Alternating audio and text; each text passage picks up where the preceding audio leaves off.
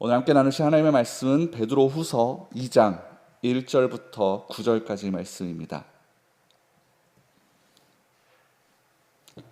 베드로후서 2장 1절부터 9절까지 말씀을 우리 함께 합독하도록 하겠습니다.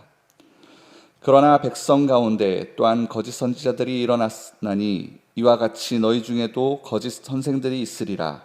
그들은 멸망하게 할 이단을 가만히 끌어들여 자기들을 사신 주를 부인하고 임박한 멸망을 스스로 취하는 자들이라. 여럿이 그들의 호색하는 것을 따르리니 이로 말미암아 진리의 도가 비방을 받을 것이요 그들의 탐심으로써 지어낸 말을 가지고 너희로 이득을 삼으니 그들의 심판은 옛적부터 지체하지 아니하며 그들의 멸망은 잠들지 아니하느니라. 하나님이 범죄한 천사들을 용서하지 아니하시고 지옥에 던져 어두운 구덩이에 두어 심판 때까지 지키게 하셨으며 옛 세상을 용서하지 아니하시고 오직 의를 전파하는 노아와 그 7 식구를 보존하시고 경건하지 아니하는 자들의 세상에 홍수를 내리셨으며 소돔과 고모라 성을 멸망하기로 정하여 재가 되게 하사 후세에 경건하지 아니한 자들에게 본을 삼으셨으며 무법한 자들의 음란한 행실로 말미암아 고통당하는 의로운 롯을 건지셨으니 이는 이 의인이 그들 중에 거하여 날마다 저 불법한 행실을 보고 들음으로 그 의로운 심령이 상함이라. 주께서 경건한 자를 시험에서 건질 줄 아시고 불의한 자는 형벌 아래 두어 심판날까지 지키시며. 아멘. 초대교회의 모습을 보면은 로마 제국의 어떤 핍박들 속에서도 정말 놀라울 정도로 성장하고 부흥하는 것을 우리가 볼 수 있습니다.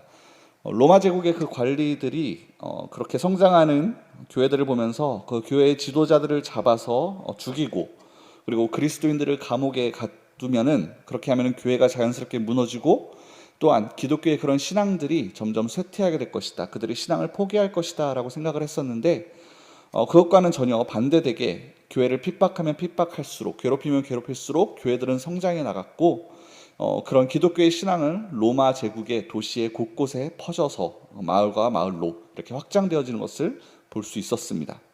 그런 외적인 핍박과 환란들이 있었지만 교회는 결코 무너지지 않았고 성도들은 그들의 믿음을 굳건하게 지켜왔었습니다.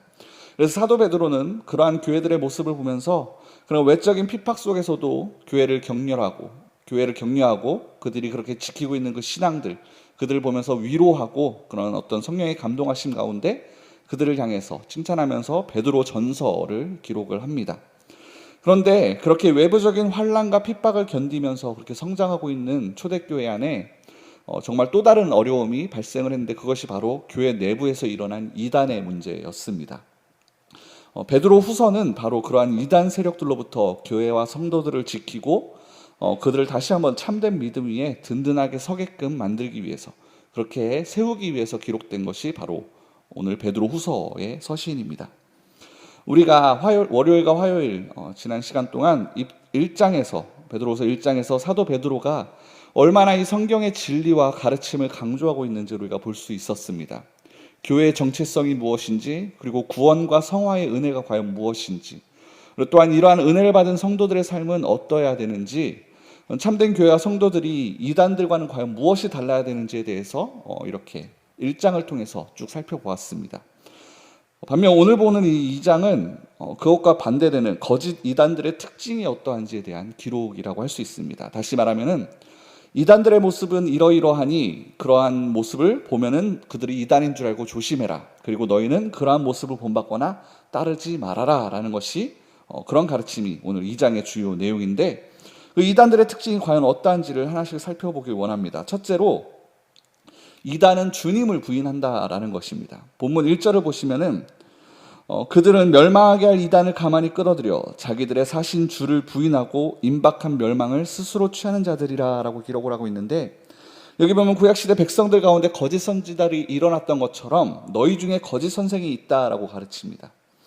백성 가운데라는 말은 하나님의 백성 가운데 있다라는 말이고 너희 중에라는 말은 교회와 성도 안에 있다라는 것입니다. 다시 말하면은 이미 교회 울타리 안에 그 성도들 속에 거짓 선생들이 숨어있는 심각한 상황이라는 것입니다. 그런데 그러한 이들의 특징이 무엇이냐면은 자기들을 사신 주를 부인하는 그런 가르침을 전한다라는 것입니다. 자기들을 값을 주고 사신 주를 부인한다. 즉 예수 그리스도의 그 사역에 대한 구원에 대한 것을 그런 성경적 가르침과 복음의 진리를 왜곡하고 잘못 가르치고 있다라고 그렇게 말씀을 합니다. 그래서 거짓 선생들의 교리적 특징은 무엇이냐면은 그렇게 예수님의 구원자 되심, 예수님의 그 십자가의 사역을 부인하는 것으로 시작이 되어집니다.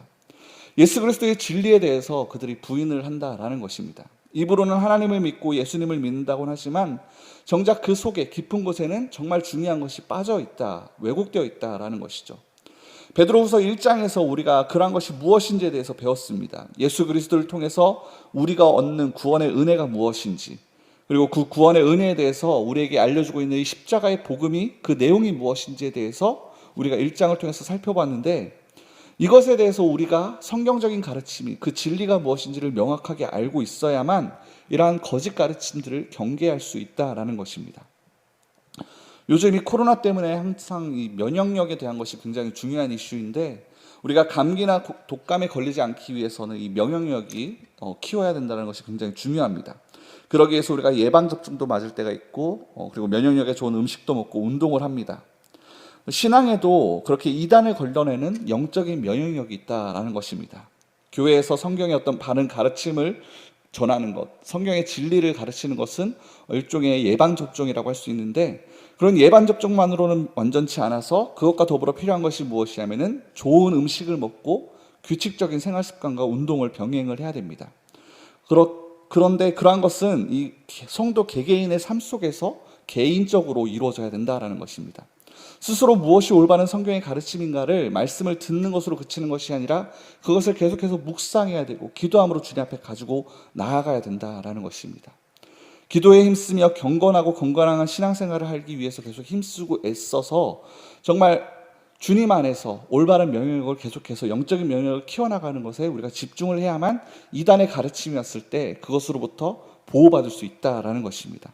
우리가 어느 교회에 속했다라고 해서 그냥 말씀을 듣는다고 해서 저절로 믿음이 좋아지는 것이 아니라 나와 하나님과의 개인적인 관계 속에서 내가 이것을 어떻게 붙잡을 것인가를 계속 애쓰고 힘써야만 주님 앞에 나아갈 수 있다라는 것입니다.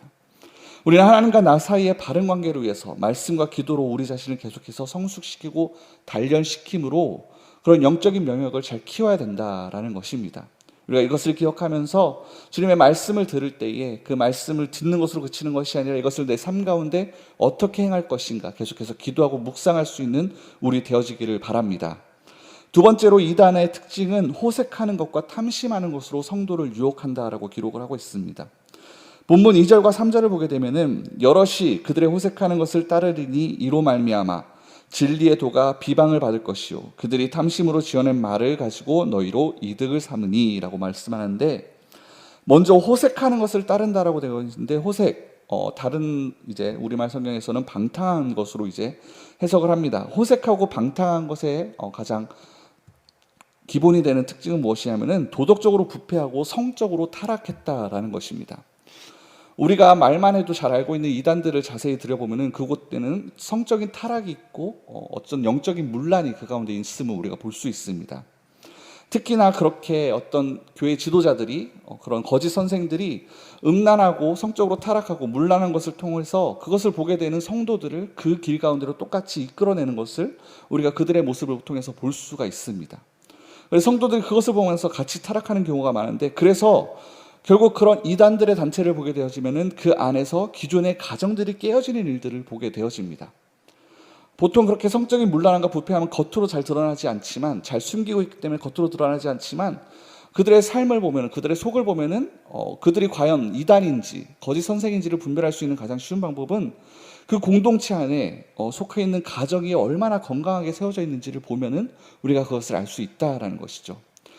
원래 건강한 교회라고 한다면 깨어지고 상처받은 가정의 구성원들이 교회에 와서 그것을 회복받고 치유받는 것이 건강한 교회의 모습입니다. 그러나 이단들에게서는 건강한 가정들이 그 안에 들어왔다가도 깨어지고 무너지게 된다라는 것이죠.